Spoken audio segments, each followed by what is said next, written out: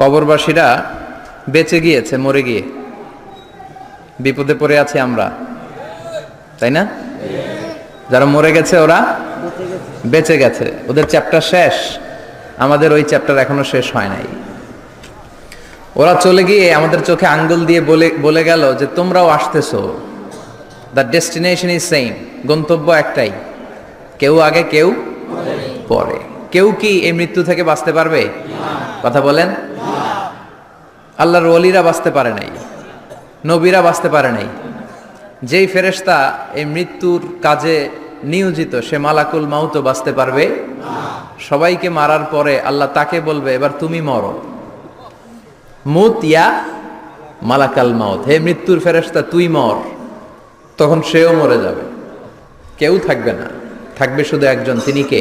আল্লাহ। কুল্লু মান আলাইহা ফান ওয়া ইয়াবকা ওয়াজহু রাব্বিকা যুল জালালি ওয়াল ইকরাম ফাবিআইয়ি আলা রাব্বিকুমা তুকাযযিবান।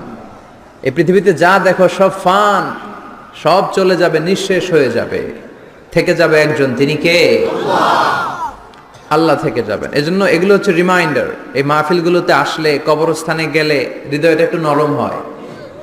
কোরআনের কথা শুনলে, বিশ্বনবীর কথাগুলো শুনলে, আখিরাতের কথা শুনলে, জান্নাত জাহান্নামের কথা শুনলে হৃদয়টারে নরম করে দেয় কে? আল্লাহ। এজন্য এই প্রোগ্রামগুলোতে আসার দরকার আছে না নাই? এগুলো আয়োজন করার দরকার আছে না নাই? আমাদের জীবন এত ব্যস্ত আমরা বানিয়ে নিয়েছি, আখিরাতের স্মরণ যে আমাদের করা উচিত এটাও আমরা ভুলে গেছি, ঠিক কি না? এজন্য আমরা যেন বেশি বেশি আখিরাতকে স্মরণ করতে পারি, মৃত্যুকে স্মরণ করতে পারি। বিশ্বনবী বলতেন আকসিরু যিকরা হাযিমিল লাযাত, জীবনের সব স্বাদ, আহ্লাদ, মায়া, মমতাকে যেটা নষ্ট করে দেয় সেটা কি? মৃত্যু। এই মৃত্যুকে বেশি বেশি স্মরণ করো, কারণ একদিন তোমাদেরকে দুনিয়া ছেড়ে চলে যেতেই হবে, ঠিক কিনা? একদিন মাটির ভেতরে হবে ঘরে মন আমার, কেন বন্ধ দালান ঘর, প্রাণ পাখি উড়ে যাবে পিঞ্জর ছেড়ে, ধরা ধামে সবই রবে তুমি যাবে চলে, বন্ধু বান্ধব যত, মাতা পিতা দ্বারা সুত, সবই হবে তোমার পরে মন আমার, কেন বান্ধ দালান ঘর, একদিন মাটির ভেতরে হবে ঘরে মন আমার, কেন বান্ধ দালান ঘর, ঠিক কিনা? চলে যেতে হবে। এই যে বিল্ডিং বিল্ডিং করতেছি, বাড়ি বাড়ি করতেছি, ফ্ল্যাট, গাড়ি, বিশাল বালাখানা, কত টাকার খরচ দিয়ে আমরা ফ্ল্যাট কিনি, ঘর সাজাই, ড্রয়িং রুম সাজাই, ডাইনিং রুম সাজাই, কত দামি টাইলস লাগিয়ে গোসলখানা সাজাই, কিন্তু আমার জীবনের শেষ গোসলটা ওই গোসলখানায় হবে না, ঠিক কিনা? সবাইরে যে এখানে গোসল দেয়, কাপড় চোপড় খুলে সামান্য একটা কাপড় রেখে, আজীবন তো নিজের গোসল নিজেই দিলাম, ওই দিন আমারে গোসল দিবে? আহা, এগুলো স্মরণ করা দরকার। এই রিমাইন্ডারগুলোর জন্যই এই হাফলাতুল ওয়াজ। আমাদের কাজ হচ্ছে বলে যাওয়া, মানবেন কি মানবেন না, দ্য ডিসিশন ইজ ইয়োর্স, সিদ্ধান্ত আপনার। আমরা এখানে দারোগা হয়ে আসি নাই, ঠিক কিনা? বিশ্বনবীকে আল্লাহ একথা বলেছেন, ফাযাক্কির ইন্নামা আনতা মুযাক্কির লাস্তা আলাইহিম বিমুসাইতির। নবী ওয়াজ করেন, আপনাকে ওয়াজ করার জন্যই পাঠানো হয়েছে, আপনি দারোগা নন। আপনি জোর করে কাউকে হেদায়েতের পথে উঠাতে পারবেন না, কারণ হেদায়েত দেয় কে? আল্লাহ। রব্বুল আলামিন বলেন ইন্নাকা লা তাহদি মান আহবাবতা ওয়ালাকিন্নাল্লাহা ইয়াহদি মান ইয়াশা। ও নবী, আপনি চাইলেই কাউকে হেদায়েত দিতে পারবেন না, আপনি চাইলেই কাউরে ডানপন্থী বানাতে পারবেন না, আপনি চাইলেই কারো জন্য জান্নাতের গ্যারান্টি দিতে পারবেন না। হেদায়েত দেওয়ার মালিক হলো একজন, তিনি কে? আল্লাহ। বিশ্বনবী যদি হেদায়েত দিতে পারতেন তাহলে বিশ্বনবীর চাচা আবু তালেব, নাম শুনেছেন? জন্মের আগে বাবা হারা হলেন, দাদার কাছে মানুষ হলেন, দাদাও চলে গেল, রয়ে গেল চাচা আবু তালেব। আপন বাবার চেয়ে কোনো অংশে কম করে নাই। বিশ্বনবীর প্রথম বিয়েটা খাদিজাতুল কুবরা তাহেরার সাথে নিজে দায়িত্ব নিয়ে বিয়ে দিয়েছেন। বিয়েতে মোহর দেওয়া লাগে না? এই মোহরের টাকাটাও চাচা আবু তালেব নিজের পকেট থেকে দিয়েছিলেন। নিজে দাঁড়িয়ে বিয়ের খুতবা দিয়েছেন।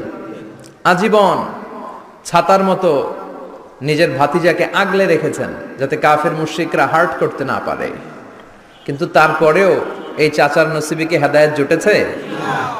চাচা অসুস্থ, মুমূর্ষ, চলে যাবে। বিষ্ণু বলেছেন লাকিনু মাউতাকুম লা ইলাহা ইল্লাল্লাহ, তোমরা মুমূর্ষদের সামনে বসে লা ইলাহা পড়ো। তো বিষ্ণুনবী যে তালকিল দিলেন, চাচা আপনি পড়েন না লা ইলাহা ইল্লাল্লাহ মুহাম্মাদুর রাসূলুল্লাহ। ওই দিক দিয়ে আবু জাহেল, উতবা, সাইবা এরা বলে খবরদার, আজীবন যে ধর্মের উপর ছিল ওইটার উপরই থাকো, নতুন ধর্মে যায় না। বিশ্বনবী বলে পড়েন লা ইলাহা, আবু জাহেল বলে পড়ো না। অবশেষে চাচা আবু তালেব বলল আলা মিল্লাতি আব্দুল মুত্তালিব, আমি আমার বাবার ধর্ম আব্দুল মুত্তালিবের শিরকি ধর্মের উপর থেকেই শেষ নিঃশ্বাস ত্যাগ করলাম।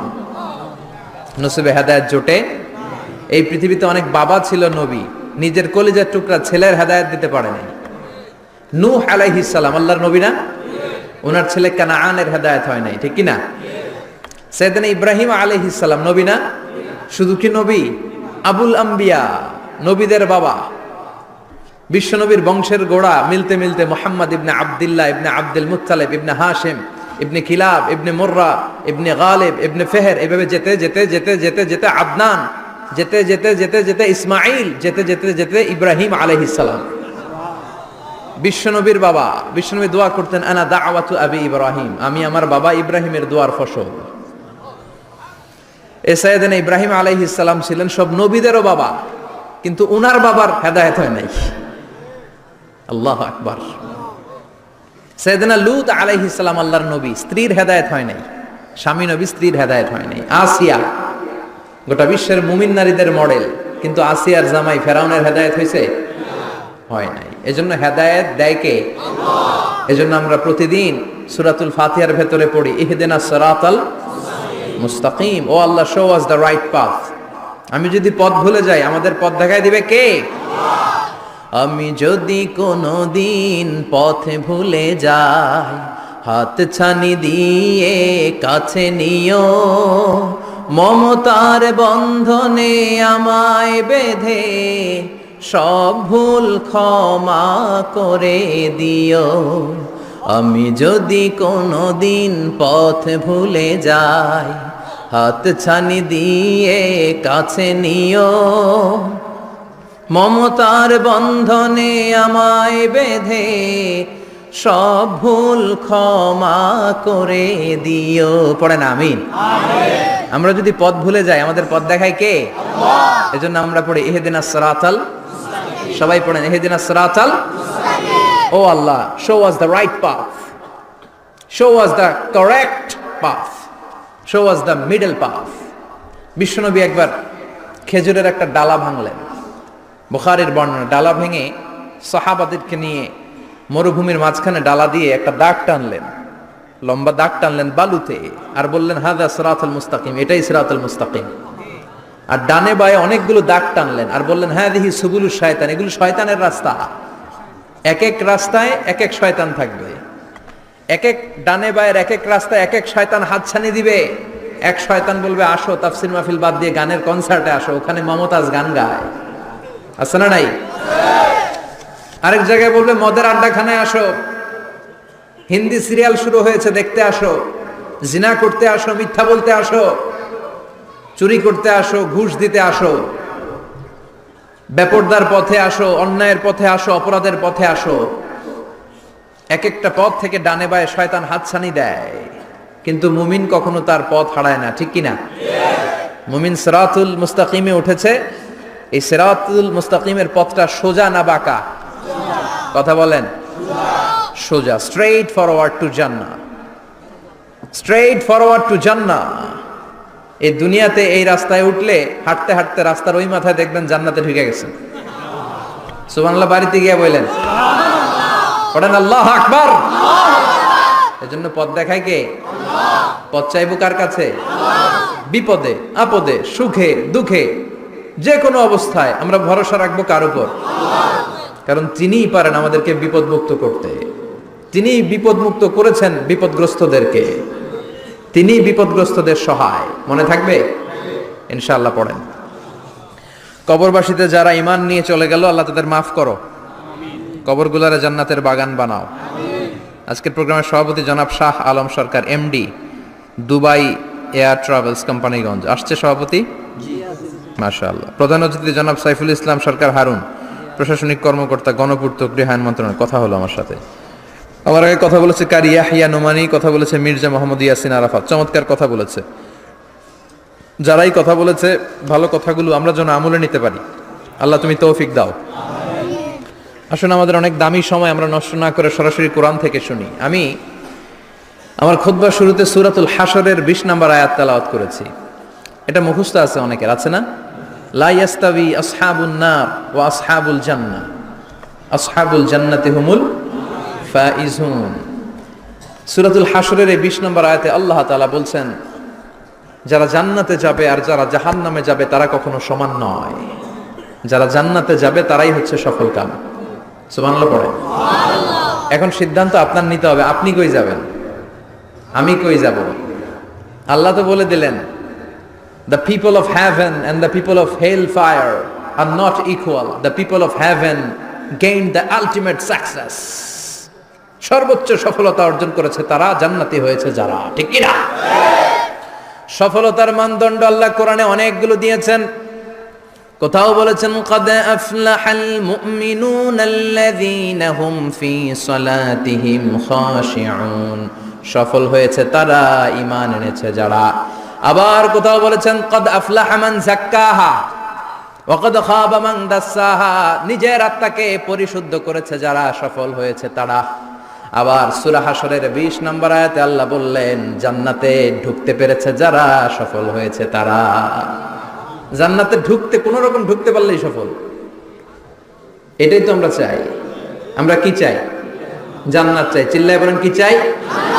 মালিক তুমি জান্নাতে, তোমার পাশে আমায় একটি ঘর বানিয়ে দিও, একটি ঘর বানিয়ে দিও সে বিভীষিকাময় মহাদিনে, তোমার প্রতিবেশী করে নিও। মালিক তুমি জান্নাতে, তোমার পাশে আমায় একটি ঘর বানিয়ে দিও, একটি ঘর বানিয়ে দিও। পড়েন আমিন। এজন্য আলটিমেট সাকসেস যদি অর্জন করতে চাই আমাদেরকে জান্নাতি হতে হবে, আমাদেরকে বুদ্ধিমান হতে হবে, যোগ বিয়োগ দিয়ে হিসাব কষে আমাদের পা ফেলতে হবে। মুমিনরা বোকা হয় না, মুমিনরা অথর্ব হয় না, মুমিনরা তাওয়াক্কুল করে কার উপর? আর মুমিনদের টার্গেট হলো জান্নাত। মুমিনদের টার্গেট কি? আবার অন্য আয়াতে আল্লাহ বললেন ফামান যুহজিহা আনিন নারি ওয়া উদখিলাল জান্নাতা ফাকাদ ফাজ ওয়া মাল হায়াতুদ দুনিয়া ইল্লা মাতাউল গুরুর। জাহান্নাম থেকে যারা বের হওয়ার সার্টিফিকেট পেল, জাহান্নাম থেকে যারা মুক্তি পেল আর জান্নাতে ঢোকার গ্যারান্টি যারা পেল, তারাই হলো আসল সফল। সুবহানাল্লাহ পড়েন। তাহলে সফলতার মানদণ্ড সূরা হাশরের 20 আয়াত থেকে বোঝা গেল জান্নাতে যারা ঢুকতে পারবে এরাই সফল। ঢুকতে চাই তো আমরা? এত আস্তে ইনশাআল্লাহ সবাই জান্নাতে ঢুকতে চাই তো ইনশাআল্লাহ? আল্লাহ বললেন ফারিকুন ফিল জান্নাহ ওয়া ফারিকুন ফিস সাঈর, সবাই কিন্তু জান্নাতে ঢুকবা না, কারণ জাহান্নামও আছে না নাই? ওইটাতেও কিছু ঢুকার দরকার আছে না নাই? কিন্তু আমরা ঢুকতে রাজি না। আজকে যারা আসছে আমরা সবাই কই ঢুকতে চাই? কথা কন। জান্নাতে ঢুকতে চাই। তো জান্নাতে ঢোকার জন্য কিছু আমলের দরকার আছে না নাই? কোরআন মানার দরকার আছে না নাই? আল্লাহর দেয়া বিধানগুলো জীবনে, সমাজে, ফ্যামিলিতে বাস্তবায়নের দরকার আছে না নাই? আল্লাহর দেয়া সবগুলো বিধান মেনে আমরা যেন জান্নাতের অধিবাসী হতে পারি। আল্লাহ তৌফিক দাও। আল্লাহ জান্নাতে তোমার পাশে আমাদের জন্য ঘর বানিয়ে দিও। আরো জোরে পড়েন আমিন। আসেন, এই যে জান্নাতে আমরা ঢুকতে চাই, আল্লাহ কিরকম চমৎকার সুন্দর জান্নাত আমাদের জন্য তৈরি করে রেখেছেন। কোন জান্নাতে আমরা ঢুকবো, জান্নাতটা কেমন, দেখতে কেমন, এটার বর্ণনা কেমন, কোরআন থেকে শোনার দরকার আছে না নাই? শুনবেন শুনবেন, কষ্ট হচ্ছে না তো? আসুন আমরা শুনি আল্লাহ তাআলা জান্নাতের ভেতরে আমাদের জন্য কি নাজ নেয়ামত তৈরি করে রেখেছেন। আমরা মহাবিশ্বের মহাবিশ্বয় মহাগ্রন্থ আল কোরআন থেকে ধারাবাহিকভাবে আজকে শুনবো ইনশাআল্লাহ। পড়েন। রব্বুল আলামিন বলেন, ফালা তা'লামু নাফসুম মা উখফিয়া লাহুম মিন কুররাতি আ'য়ুন জাযাআম বিমা কানু ইয়া'মালুন। কত সুন্দর জান্নাত আমি তোমাদের জন্য প্রস্তুত রেখেছি, তোমরা কল্পনাও করতে পারবে না, কল্পনাতেও আনতে পারবে না। ফালা তা'লামু নাফসুম মা উখফিয়া লাহুম, কত সুন্দর জান্নাত আমি রেখে দিয়েছি, পৃথিবীর কেউ এটা বলতে পারে না। কারোর ধারণার মধ্যে জান্নাতের ধারণা আসতে পারে কত সুন্দর হবে, কল্পনাতীত। জান্নাতের সৌন্দর্যটা কোরআনের আলোকে আমরা কিছুটা বোঝানোর চেষ্টা করব, কিন্তু আসলে জান্নাত কত সুন্দর এটা কি না দেখে বোঝা যাবে? কথা বলে। বুখারী মুসলিমের বর্ণনা মানে মুত্তাফাক আলাইহি, বিশ্বনবী বললেন, রব্বুল আলামিন ঘোষণা দিয়েছেন, আ'আদাতু লিইবাদিয়াস সালিহিন, আমি আমার নেককার বান্দাদের জন্য এমন জান্নাত তৈরি করে রেখেছি, মা লা আইনুন রাত, পৃথিবীর কোনো চোখ সেটা দেখে নাই, ওয়ালা উযুনুন সামিআত, পৃথিবীর কোনো কান ওই জান্নাতের কোনো শব্দ শুনে নাই, ওয়ালা খাতারা আলা কলবি বাশার, মানুষের অন্তর দিয়ে জান্নাত কত সুন্দর হবে কল্পনা করা সম্ভব না, অসম্ভব। এটা কল্পনাতে আনা অসম্ভব। আপনি যত কল্পনা করতে পারেন করতে পারবেন, কিন্তু জান্নাত যে কত সুন্দর এটার ধারে কাছে আপনার যাওয়া সম্ভব না। আল্লাহু আকবার। এই পৃথিবীতে যত ডিজাইনার আছে, সফটওয়্যার ডিজাইনার, যত ইঞ্জিনিয়ার আছে, যত আর্কিটেক্ট আছে, গোটা বিশ্ব সেরা 1 লক্ষ আর্কিটেকচার, 1 লক্ষ আর্কিটেক্ট ইঞ্জিনিয়ারকে এনে যদি বলা হয় জান্নাতের একটা চেয়ারের ডিজাইন করেন, লক্ষ লক্ষ আর্কিটেক্টরা মিলে কোটি কোটি টাকার প্রজেক্টে টাকা খরচ করে চেয়ারের ডিজাইন করতে পারবে, কিন্তু জান্নাতের চেয়ারের ধারে কাছেও হবে না। কল্পনার বাইরে, এটা অসম্ভব। এত সুন্দর জান্নাত মুমিনদের জন্য তৈরি করে রেখেছে কে? আল্লাহ। ওই জান্নাতে আমরা যেতে চাই, চাই তো? সবাই চান? ঢুকতে চান? ঢুকবেন এখনই? কয় এখনই? মরা লাগবে, ইমানের সাথে মরা লাগবে। মরার আগে জান্নাতে ঢোকা সম্ভব না। আমরা জান্নাতে ঢুকবো, জান্নাতের ভেতরে আমরা ঢুকতে চাই। শপিং মলে যখন আমরা ঢুকতে চাই কোন দিক দিয়ে ঢোকা লাগে? দরজা দিয়ে না, গেট দিয়ে। তা আমরাও জান্নাতের গেট দিয়েই তো ঢুকবো নাকি? নাকি মিস্টার বিনের মতো ধপাস করে পড়বো উপর থেকে? মিস্টার বিন পড়ে না উপর থেকে? কোত্থেকে যেন ধপাস করে পড়ে। তা আমরা কিন্তু ধপাস করে উপর থেকে জান্নাতে পড়বো না, আমরা জান্নাতের কোন না কোনো গেট দিয়ে ঢুকতে হবে। বিশ্বনবী ফরমান, বুখারীর বর্ণনা, ইন্নালিল জান্নাতি সামানিয়াতু আবওয়াব, জান্নাতের ভেতরে 8টা দরজা আছে। কয়টা? বিশ্বনবী একবার সাহাবাদেরকে নিয়ে ওয়াজ করছেন, বলছেন তোমাদের মধ্যে এমন একজন ব্যক্তি আছে, এই ব্যক্তির আমলগুলো আল্লাহর কাছে এমন ভাবে কবুল হয়েছে, আল্লাহর কাছে ওই ব্যক্তি এতটাই সেরা, জান্নাতের 8টা দরজা কিয়ামতের দিন এই লোকটাকে ডাকতে থাকবে, প্রতিটা দরজা বলবে আপনি আমার দরজা দিয়ে ঢুকে জান্নাতে প্রবেশ করেন। সাহাবারা বললেন, ইয়া রাসূলুল্লাহ, কে সেই ব্যক্তি? বিশ্বনবী বললেন, ওই ব্যক্তির নাম হলো আবু বকর। কিয়ামতের দিন সাইয়েদনা আবু বকরকে 8টা জান্নাতের দরজা থেকেই জান্নাতগুলো ডাকতে শুরু করবে, উদখুল মিন বাবি, উদখুল মিন বাবি, আমার দরজা দিয়ে ঢুকেন, আমারটা দিয়ে ঢুকেন। ওই দরজা থেকে বলবে আমারটা দিয়ে ঢুকেন। আল্লাহু আকবার। বিশ্বনবী আমাদেরকেও নিরাশ করেন নাই। বিশ্বনবী বললেন, কেউ যদি প্রতিদিন 5 ওয়াক্ত নামাজের আগে যে ওযু করে, ওযুর পরে কেউ যদি পড়ে আশহাদু আল্লা ইলাহা ইল্লাল্লাহ ওয়া আশহাদু আন্না মুহাম্মাদান আবদুল্লাহি ওয়া রাসূলুহু, প্রত্যেক ওযুর পরে যেই ব্যক্তি এই দোয়াটা পড়বে, ওই ব্যক্তির জন্য রব্বুল আলামিন কিয়ামতের দিন জান্নাতের 8টা দরজা খুলে দিবে। সেও সাইয়েদনা আবু বকরের সাথে সাথে ওই 8টা দরজা যেটা দিয়ে মন চায় ঢুকতে পারবে। কোন সুবহানাল্লাহ। বিশ্বনবী বললেন, ইন্নালিল জান্নাতি সামানিয়াতু আবওয়াব, জান্নাতের ভেতরে দরজা হলো 8টা, মিনহা বাবুন ইউসাম্মা আর রায়্যান, 8টা দরজার মধ্যে স্পেশাল একটা দরজা আছে, দরজাটার নাম হলো রাইয়ান। লা ইয়াদখুলুহু ইল্লা সাইমুন, রোজাদাররা ছাড়া কেউ রাইয়ান দরজা দিয়ে ঢুকতে পারবে না। যারা রোজা রেখেছেন তাদের জন্য এন্ট্রি দেয়া হবে এই দরজা দিয়ে ঢুকার। আবার বিশ্বনবী বললেন, মান দাখালাহু লাম ইয়াজমা আবাদা, একবার রাইয়ান দরজা দিয়ে ঢুকার সুযোগ যে পেয়ে যাবে, চিরকালের জন্য তার গলার তৃষ্ণা মিটে যাবে। রোজা রাখলে গলায় তৃষ্ণা হয় না? এই যে আল্লাহর খুশির জন্য এই তৃষ্ণাকে সহ্য করে আপনি রোজা রেখেছেন, এর ফলাফল হিসেবে রাইয়ান দরজা দিয়ে ঢুকা মাত্রই আপনার গলার তৃষ্ণা শেষ। জান্নাতের 8টা দরজার কোন না একটা দরজা দিয়ে আমরা ঢুকবো। এখন এই দরজার সাইজ কতটুকু জানার দরকার আছে না নাই? বিশ্বনবী বললেন, ইন্না মিসরাইন মিন মাসারি'i জান্নাত মা বাইনা মাক্কা ওয়া হাজার, সৌদি আরবের মক্কা শহর থেকে বাহরাইন শহর যত দূর, জান্নাতের দরজাটা হবে তত দূর। আমাদের দরজা কয় ফিট বাই কয় ফিট হয় বাসার দরজাগুলো? হ্যাঁ, আল্লাহু আকবার। জান্নাতের